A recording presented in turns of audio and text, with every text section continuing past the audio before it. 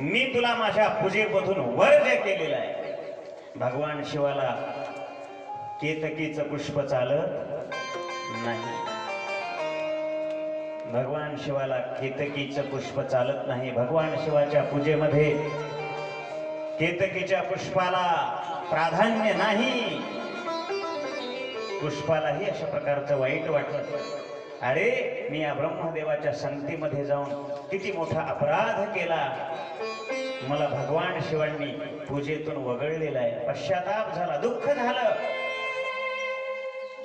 त्या पुष्पानेही अशा प्रकारचं भगवान परमात्म्याच्या चरणावरती नतमस्तक झाले, क्षमा याचना करायला लागले. मी अज्ञानी आहे देवा, मी माणूस थोडीच आहे. पुष्पानं सांगावं अरे माणसाला ज्ञान आहे. काय अधिकार असेल. आणि तुमच्या दर्शनानं माझे दोष नाहीसे होतात. पुष्पानं किती युक्ती केली बघा. हे देवा, हे महाप्रभू, हे देवादी देव, मला ब्रह्मदेवानं या ठिकाणी आणल्यानंतर मी तुमचं दर्शन घेतलं. हो बरोबर आहे. मग तुमचं दर्शन जो घेतो त्याचे दोष काय होतात?